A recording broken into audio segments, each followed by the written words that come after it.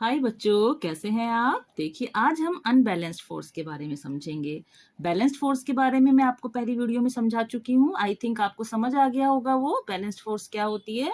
अब हम देखते हैं कि अनबैलेंस्ड फोर्स क्या होती है, यानी कि जो हमने बोला था पहले कि फोर्स टू टाइप्स की होती है, balanced force and unbalanced force. तो अब हमें देखना है unbalanced force. If the resultant of all the forces acting on a body is not zero, the forces are called unbalanced force. हमने देखा था कि एक कोई बॉडी है, उसके ऊपर कई सारी फोर्स लगती हैं, बहुत सारी फोर्स लगती हैं।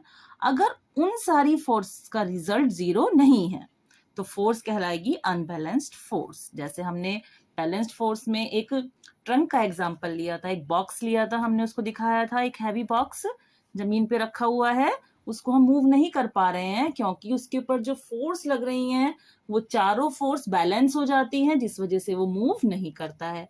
अब हम देखते हैं कि अगर फोर्स बैलेंस नहीं हो, यानी कि उनका रिजल्ट जीरो नहीं हो, तो that are known as unbalanced force.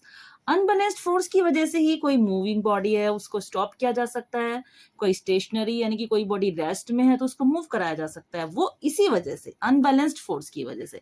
अगर बैलेंस्ड फोर्स लगती तो कोई बॉडी जिस पोजीशन में है उसी पोजीशन में रहती। तो अनबैलेंस्ड फोर्स की वजह से ही हम किसी को मूव करा सकते हैं या स्टॉप कर सकते हैं। इसको हम एक एग्जांपल की हेल्प से देखते हैं।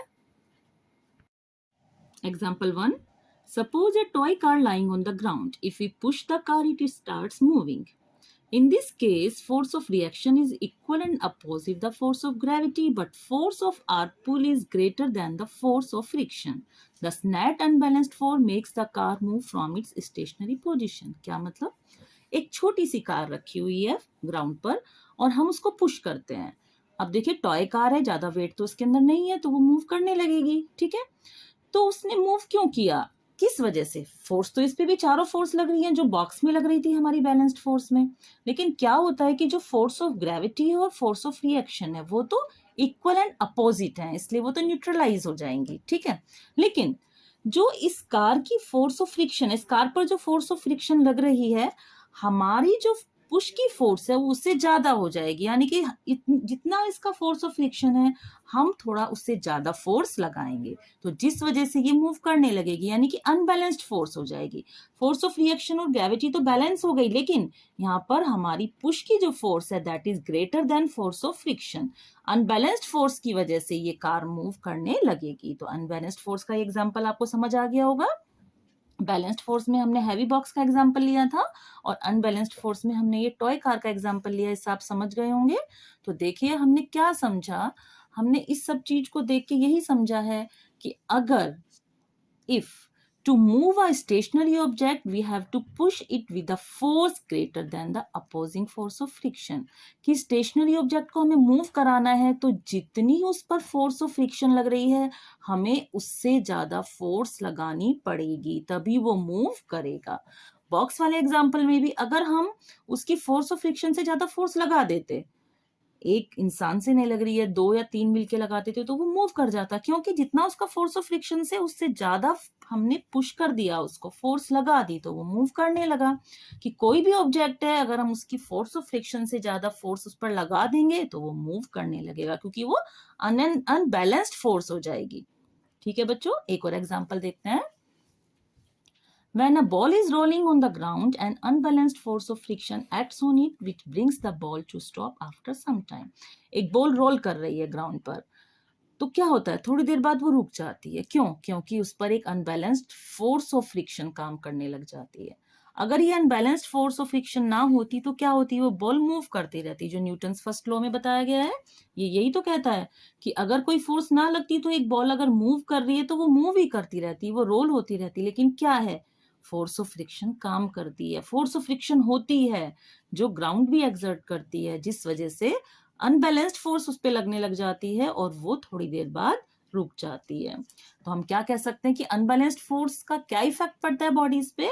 Unbalanced force acting on a body change its speed और डायरेक्शन ऑफ मोशन।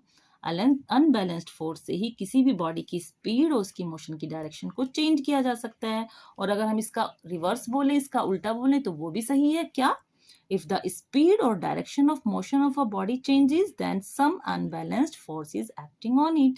अगर किसी बॉडी की डायरेक्शन या स्पीड चेंज हो रही है, इसका मतलब उस पर कोई अनबैलेंस्ड फोर्स लग रही है। यानी कि अनबैलेंस्ड फोर्स लगाकर हम स्पीड और डायरेक्शन चेंज कर सकते हैं, और अगर चेंज हो रही है स्पीड और डायरेक्शन, इट मीन्स इस पर कोई अनबैलेंस्ड फोर्स लग रही है।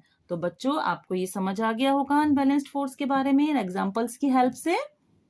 देखिए, अब आगे चलते हैं हम।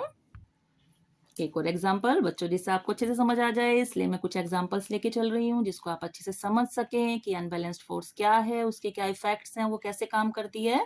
तो एक और छोटा सा एग्जाम्पल देख लेते हैं हम। On stopping pedalling a moving bicycle, it stop after some time due to the unbalanced force of friction acting on it.